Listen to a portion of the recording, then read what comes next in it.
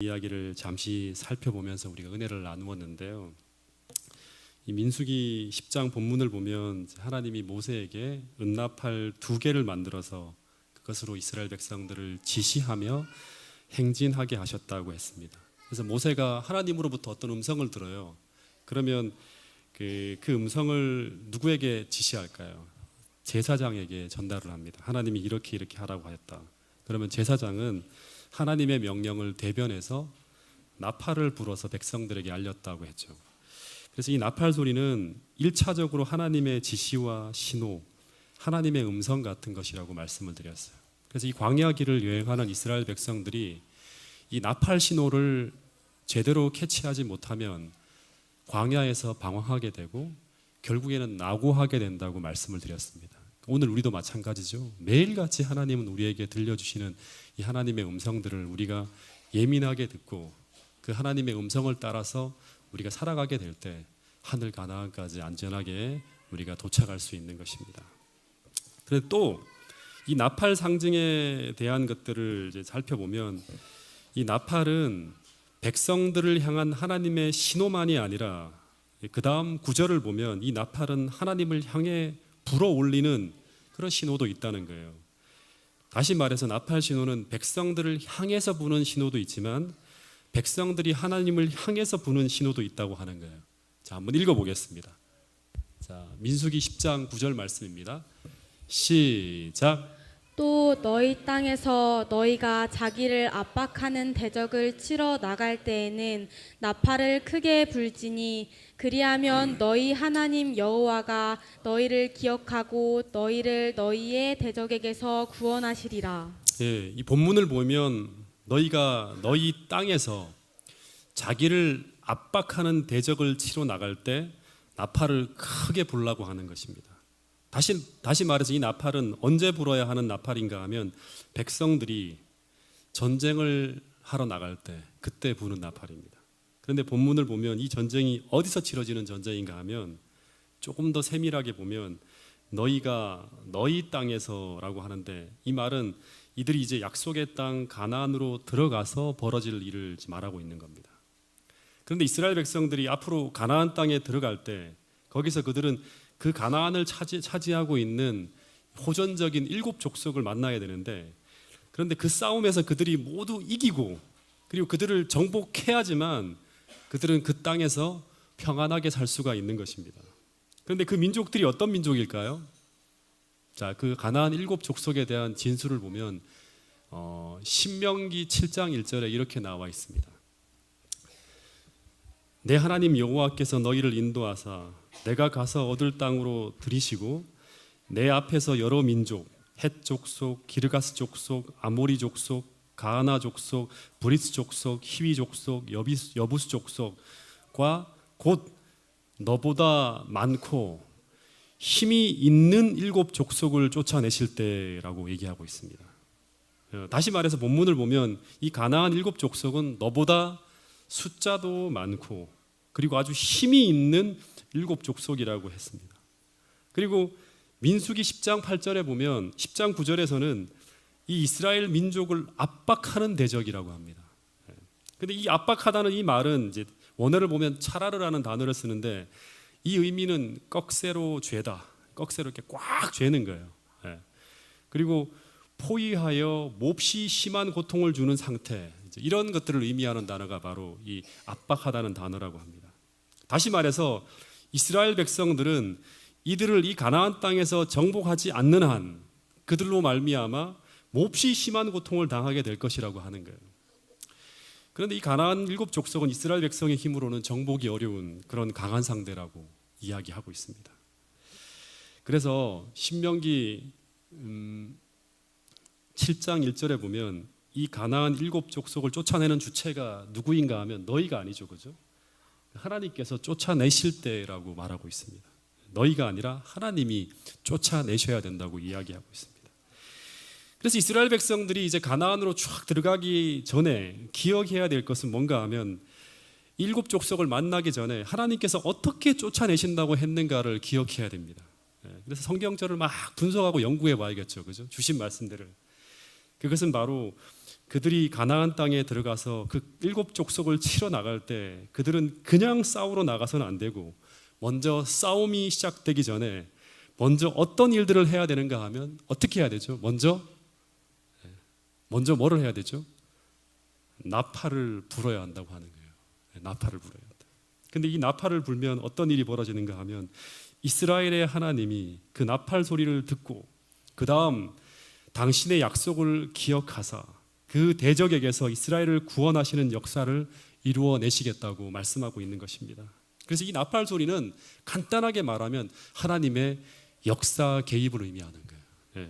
다시 말해서 하나님께서 이 전쟁에 함께 나가셔서 대적에게서 우리를 구원하여 주시겠다는 약속을 믿고 이스라엘 백성이 큰 소리로 기도하는 것을 상징하는 거예요. 제가 이 말씀을 보면서 이제 미래를 봐야겠죠. 실제로 이스라엘 백성들이 가나안의 첫 전투가 벌어지는 여리고성 전투를 보면 그들이 자신보다 훨씬 강한 어떻게 보면 난공불락의 첫 성인 여리고성 앞에 탁 섰을 때 실제 이스라엘 백성들은 이 성을 앞에 놓고 어떻게 할 수가 없었어요. 성은 너무나 높고 견고한 또 노수로 된 성문이 있고 그리고 성은 너무나 높았고 그리고 성을 지키는 사람들은 전부 거인이었습니다. 그래서 그들은 실제로 능력이 안 되었기 때문에 성 안으로 들어가지 못하고 성 밖에서 빙빙 돌기만 했어요. 그리고 하나님은 실제로 너희들이 할 수 있는 일은 거기까지만이라고 그것만 하라고 하는 거예요. 그런데 그들이 한 일이 또 하나 있었습니다. 그게 바로 뭐죠? 그 성을 빙빙 돌면서 뭘 했죠? 나팔을 부은 것입니다.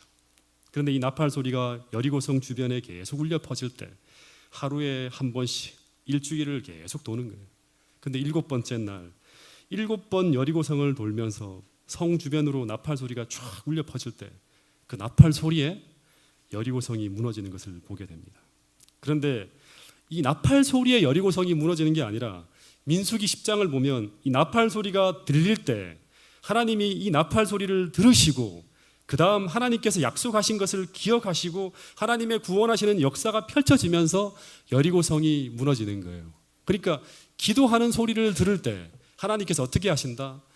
하나님께서 약속하신 것을 기억하시고 하나님께서 우리 인생에 이 교회에 개입하신다고 약속하신 그 약속을 따라 개입하실 때 하나님께서 약속하신 그 일들이 벌어진다고 성경은 이야기하는 것입니다. 다시 말해서 하나님을 향해 부는 나팔 소리는 어떻게 보면 하나님 도와주세요. 하나님 여기까지 제가 당신을 믿고 순종하여 나가고 있으니 이제 제가 할 수 없는 것을 당신께서 책임져 주시고 당신께서 이 역사에 개입해 주세요 하면서 하나님의 역사 개입을 강구하며 하나님을 부르는 기도를 상징한다고 말할 수 있는 것입니다.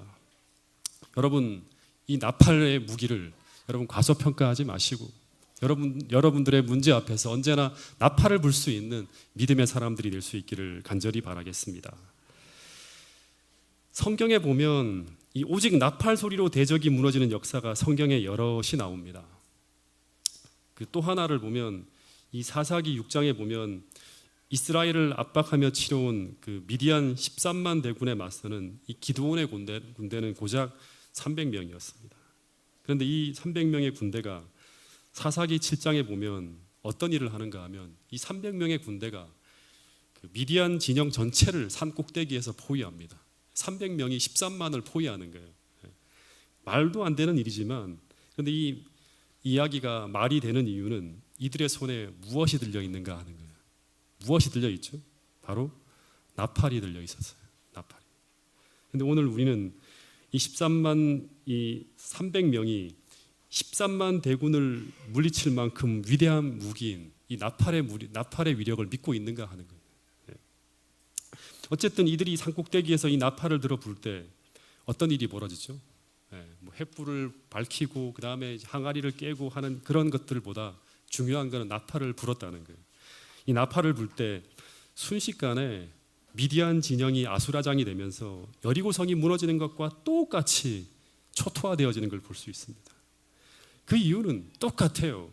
민수기 10장에 된 패턴을 따라서 하나님께서 이스라엘 역사에 개입하셨기 때문에 그런 어마어마한 일이 벌어졌다고 하는 거예요. 여러분 오늘날 세상에서 가장 무서운 무기가 뭐죠? 핵무기죠, 그죠?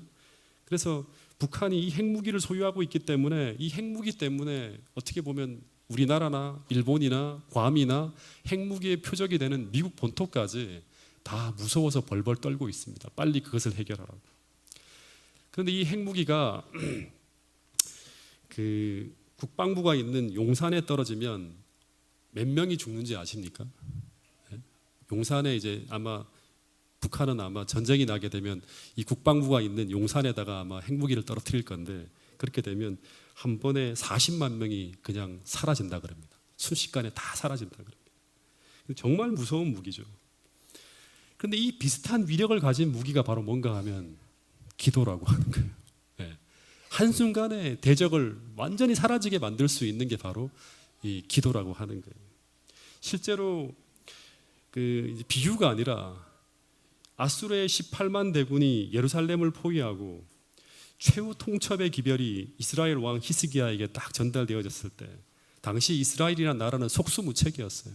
다 떨어지는 거예요. 처음에는 그 결사항전을 각오했지만 뭐 주변의 나라들이 그냥 장난감 무너지듯이 모든 성들이 다 떨어지고 마지막에 예루살렘이 딱 포위되어졌습니다. 그런데 그때 히스기야가 어떻게 했죠? 그 항복하라는 최후 통첩이 담긴 그 문서를 들고 전장으로 나가거나 아니면 편전으로 나가서 회의를 하는 것이 아니라 먼저 성전으로 나가서 하나님께 기도의 나팔을 붑니다. 그런데 이 기도의 나팔을 부는 것은 어떻게 보면 제가 볼 때는요, 이게 성경 역사를 본다 그러면 마치 핵무기의 버튼을 누르는 것과 똑같은 거였어요. 예. 이 나팔 소리에 순식간에 모든 적들이 다 초토화되어져 버리는 일이 벌어집니다. 자, 역사에 나와 있는 이 기록을 한번 읽어보겠습니다. 역대하 32장 20절 시작. 이러므로 히스기야 왕이 아모스의 아들 선지자 이사야와 더불어 하늘을 향하여 부르짖어 기도하였더니 이 두 명이 기도했어요. 선지자 이사야와 더불어서 그 성전에서 하나님, 그 얘기는 이사야서에 쫙 나오죠, 그죠? 하나님, 이 대적을 향하여 제가 어떻게 할 줄을 모르고 하나님을 향해서 큰 소리로 나팔을 붑니다. 하나님, 이 비참한 역사에, 이 처참한 역사에 개입하여 주십시오 하고 막 간절하게 기도하는 거예요. 그런데 기도하였더니 그 다음 어떤 일이 벌어집니까? 하나님께서 이 나팔 소리를 들으시고 이 백성의 형편을 기억하사 한 천사를 보내어서 아수르 왕의 영역의 모든 군사와 대장과 장관들을 다 멸합니다. 그리고 기겁해서 이 아수르 왕이 도망가죠, 그죠? 얼굴이 뜨뜻해갖고 막 도망가 가는데 고국으로 돌아가서 죽습니다. 여기에 대해서 이사야서 37장 14절 15절에는 이런 말이 나옵니다. 히스기야가 그 사자들의 손에서 글을 받아보고 여호와의 전에 올라가서 그 글을 여호와 앞에 펴놓고 여호와께 기도하여 이르되 하면서 기도에 쫙 이야기가 나옵니다. 그런 다음에 37장 36절 이 기도가 다 끝났을 때, 그럴 때 여호와의 사자가, 항상 여호와의 사자가 그 기도에 듣고 하나님의 명령을 따라서 나가는 거예요.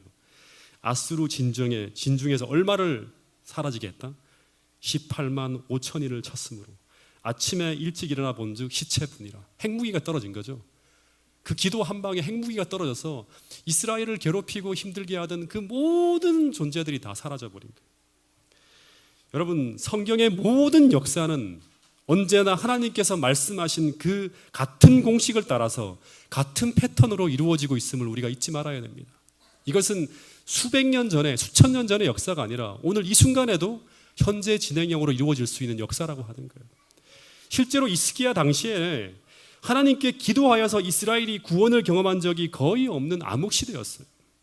다시 말하면 이스라엘이라는 나라는, 당시에는 유다 나라는 하나님께 기도하는 사람이 거의 없는 상태로 계속 이어져 왔어요. 이런 역사를 본 적도 없었어요, 히스기야는.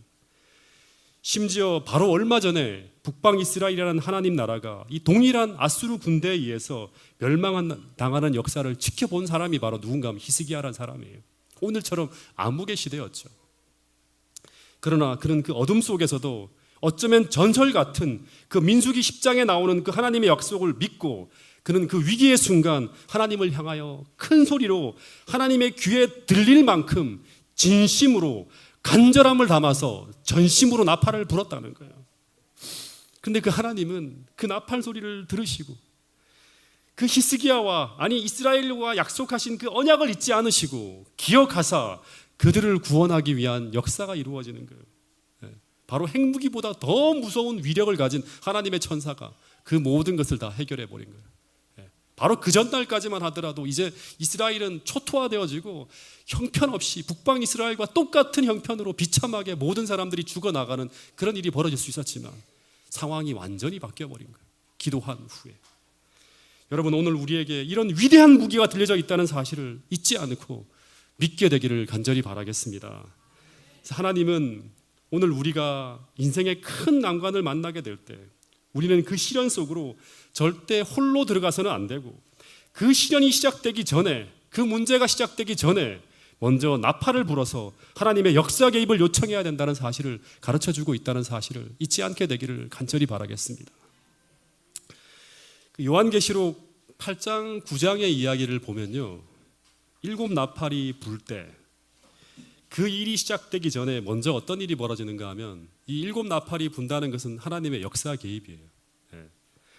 근데 이 7 나팔이 불 때 이 일이 시작되기 전에 먼저 제단 곁에 선 하나님 천사가 많은 향을 담긴 금향로를 가지고 그 향을 하나님의 보좌 앞으로 계속 올리는 장면이 나옵니다.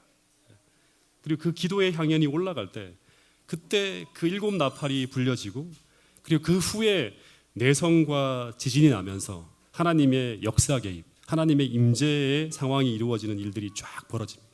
그리고 그 나팔이 불려지게 될 때 하나님의 백성들을 괴롭히던 그 유대교, 로마 그리고 배도한 교회가 차례대로 심판되어지는 역사가 쫙 펼쳐집니다. 그런데 이 천사가 하나님 보좌 앞으로 올리는 이 향이 무엇인가 여러분 아시죠? 그죠? 계시록을 다 공부했으니까 같이 한번 읽어보겠습니다. 시작.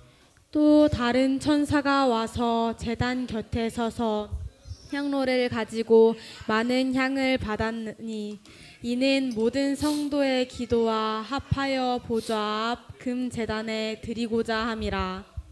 향연이 성도의 기도와 함께 천사의 손부터 하나님 앞으로 올라가는지라. 천사가 향로를 가지고 제단에 불을 담아다가 땅에 쏟음에 우레와 음성과 번개와 지진이 나타나더라. 예, 마찬가지예요. 그러니까 이게 작게는 개인의 문제도 나팔이 불려질 때 이 일이 벌어지지만 동일하게 하나님의 큰 역사적인 어떤 사건이 벌어질 때도 동일하게 이 성도들의 기도가 하나님의 보좌 앞으로 계속 올라갈 때 그때 그 향연이 올라갈 때 하나님의 역사 개입이 이루어진다고 성경은 보여주고 있습니다. 이 향연은 바로 성도들의 기도를 상징한다고 하고 있죠. 여러분, 이 성도들의 기도가 향연과 함께 하나님의 보좌 앞으로 올라갈 때 우리의 기도 소리가 어떤 일을 하는지 성경은 분명히 보여주고 있습니다. 나팔 소리가 계속 하나님의 보좌 앞으로 불려지게 될 때 그때 하나님께서는 성도들이 기도하는 그 문제에 개입하시는 역사가 펼쳐진다고 이야기하고 있습니다. 다시 말해서 여리고 성을 돌 때 계속 나팔 소리가 하나님 보좌 앞으로 올라가고 있었죠. 매일같이 올라가고 있었어요. 그리고 하나님은 이제 당신이 역사 개입을 하실 때를 기다리게 됩니다. 그리고 마침내 때가 되었을 때 여리고 성은 무너지게 되고 하나님의 백성들에 향한 길이 열리게 되는 것을 볼 수 있습니다. 여러분, 오늘 우리에게는 나의 문제 속으로 하나님의 역사 개입을 요청할 수 있는 나팔이라는 강력한 무기가 있다는 사실을 잊지 않게 되기를 간절히 바랍니다. 그래서 매일 아침 인생의 전쟁터에 나갈 때마다 하나님을 향해서 큰 나팔 소리를 불어서 모든 대적들을 물리치면서 하나님께 영광을 돌릴 수 있는 저와 여러분들이 될 수 있기를 간절히 바라겠습니다.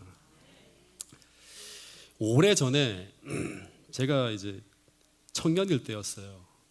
이 경기 북부 지역 청년들과 함께 시골에 있는 아주 자그마한 한 교회에서 그 당시에 VOI 전도회라는 전도회를 이제 했어요. 그래서 그 전도회를 하기 위해서 경기 북부 지역에 있는 여러 청년들이 함께 연합해서 시골에 있는 자그마한 교회에 모였습니다. 근데 전도회 준비를 하는데 준비하는 과정에서 자꾸 의견 조율이 안 돼서 연합이 안 되는 거예요. 나는 이렇게 하겠다, 저는 이렇게 하겠다, 이렇게 해서 전도회를 할 수 있냐고 계속 이제 그 문제가 생기는 거예요. 그래서 회의를 진행할 때마다 뭔가 의미 있는 계획이 나오는 것이 아니라 부정적인 이야기 나와서 분위기가 굉장히 어둡니다. 더 큰 문. 그 교회는 학생들이 없어요. 그래서 우리가 밖에 나가서 학생들을 데리고 와서 이제 그 아이들을 교회로 인도해서 이제 전도회를 치러야 돼요. 근데 학생들을 데리고 와야 될 그 청년들이 다 어떤 사람들인가 하면 30대, 40대, 뭐 40대 중반 뭐 이런 사람들이 청년들이에요. 그리고 외모도 뭐 거의 학생들한테 전혀 끌 수 없는 그런 외모를 가진 사람들이었어요. 그래서 거기에 맞는 예상 시나리오를 만들어서 막 연습을 하는데 너무나 준비가 안 되었고 너무나 딱딱하고 예행 연습을 하는데 너무나 어설퍼서 이대로 나갔다가는 한 명도 데리고 올 수가 없을 것 같았어요. 다시 말해서 세련되지 않고 너무나 서툰 거예요. 그나마 실습을 하는데 준비가 제일 잘 된 사람이 누군가 하면 바로 저였어요. 그런데 그때 이제 강사 목사님이 준비 과정을 보시면서 이제 잠깐 이제 준비 과정을 보려고 잠깐 방문을 했는데 준비하는 과정을 지켜보더니 뭐 그냥 가관이 아니죠. 그냥 처음 해보는 전도회고 뭐 거의 뭐 준비가 안 된 모래알이 뭉쳐서 뭔가를 하려고 하니까 아마 답답했을 거예요. 그러더니 이런 말씀을 하시더라고요. 모든 준비하는 일들을 다 멈추고 기도회부터 하자고 하는 거예요. 그러면서 하시는 말씀이 기도회가 잘 끝나면 정성을 모으라고 하는 거예요. 그때 제가 이제 거의 이제 지도자의 급이었거든요. 그래서 기도회를 잘 준비해서 잘 끝나면 이 전도회는 이미 성공한 것이 될 것이라고. 근데 만약에 기도에 실패하면 기도가 진지하고 전심으로, 다시 말하면 하나님이 들릴 만큼 기도해야 돼요. 하나님께서 나팔을 분다는 것은 그냥 도와달라는 게 아니라 어떻게 보면 하나님의 기도에 하나님께 큰 소리로 기도하는 거거든요. 하나님이 들릴 만큼 전심으로, 다시 말하면 진지하게 진심을 담아서 기도를 하는데 성공하면 이 전도에는 성공한 것이고, 만약에 그 기도에 실패하면 그 과정이나 결과는 보나마나 뻔하다고 하는 거예요. 그리고 전도회를 기도회로 시작해야지만 그 전도회 진행 과정에서 혹 어려움을 만나거나 할 때도 우리는 하나님을 바라볼 수가 있고, 그리고 더하여서 전도회가 끝난 후에도 그 어떤 결과가 나온다 하더라도 그 과정을 통해서 우리가 하나님을 바라보면서 하나님이 함께 하신 그러한 것을 바라보며 영적 유익을 얻을 수 있다고 하는 거예요. 그래서 그때 그 목사님 말대로 진짜 기도회 하기 싫은데 이 사람들하고 같이 기도하면 기도가 더 안 될 것 같아. 차라리 집에 가서 기도하고 싶은데, 그래도 목사님 연합해서 기도하라고 해서 다 모든 준비를 다 중단하고 청년들이 모여서 어렵지만 기도회를 시작했어요. 처음에는 억지로 시작이 되었어요. 근데 두 번째, 세 번째 기도회가 계속 진행되어질 때 점차 아주 진지하게 기도회를 하게 되었고, 그리고 기도회가 끝난 후에 진지한 기도를 함께 올리고 난 다음에 서로를 쳐다보는데 분위기가 조금 달라진 것 같아요. 그리고 확실한 것은 전도회에 대한 부담이 줄어든 거예요. 계속 기도회를 거듭하면 거듭할수록. 왜 그런가 하면 하나님께서 도와주실 거라는 그 확신이 자꾸 생기는 거예요, 마음속에. 그리고 복잡하게 준비해야 될 것들이 좀 더 단순하게 보이기 시작했어요. 왜냐 그러면 해야 될 것들과 불필요하게 하지 말아야 될 것들이 다 보이기 시작하는 거예요. 하나님께서 주시는 지혜를 통해서 계속 이 문제를 해결하게 되는 거예요. 그리고 기도회가 이제 전도회가 다가올 때마다 우리의 준비 상태와 인적 자원이 너무나 엉성하고 너무나 부족하게 보여서 전도회를 치르는 것이 막 두려웠어요. 근데 그렇기 때문에 더욱 간절하게 기도를 하게 되었죠. 그리고 드디어 전도회 당일날 또다시 기도회를 한 후에 이제 오후 2시부터 전도회가 시작되는데 12시에 점심을 먹고 이제 둘씩 짝지어서 학생들을 데리러 이제 밖으로 나가야 돼요. 다들 이제 파트너를 둘씩 정하는데 전부 다 저와 파트너가 되겠다고 다들 난리인 거예요. 왜냐하면 제가 당시 전도를 제일 잘할 것 같았던가 봐요. 왜냐하면 회의를 하거나 준비를 할 때 제일 설쳐되는 사람이 저였고요. 그래서 준비가 제일 잘 되는 것처럼 보였고, 예행 연습을 할 때도 뭐 그 당시 준비를 많이 해왔으니까 제일 말도 잘했어요. 그래서 제가 제일 많은 여청년들을 거느리고 한 3명을 데리고 그 덕정리 역앞, 도서관 앞, 그리고 학교 주변을 막 휩쓸고 다녔는데, 근데 가는 곳마다 헌물을 켜는 거예요. 그래서 한 2시간 동안 놀았는데요, 관심자 몇 사람 전화번호만 들고 투덜투덜 전도회장으로 돌아오게 되었어요. 돌아오는 길에 문득 이런 생각이 들더라고요. 기도했는데 내가 진짜 열심히 기도했는데 왜 아무런 열매가 없지? 큰일 났다 하는 생각이 드는 거예요. 왜냐 그러면 내가 실패했으니까 전도회장은 그야말로 초상집 분위기가 될 거란 생각을 하고 쭉 들어갔어요. 근데 놀라운 것은 전도회장이 난리가 난 거예요. 학생들로 꽉 차 있는 거예요. 아니 그렇게 어설프고 촌스럽고 서툰 형들이 저마다 아이들을 이끌고 막 데리고 온 거예요. 그때 이 성주 엄마도 같이 그때 전도회를 같이 참여를 했었어요.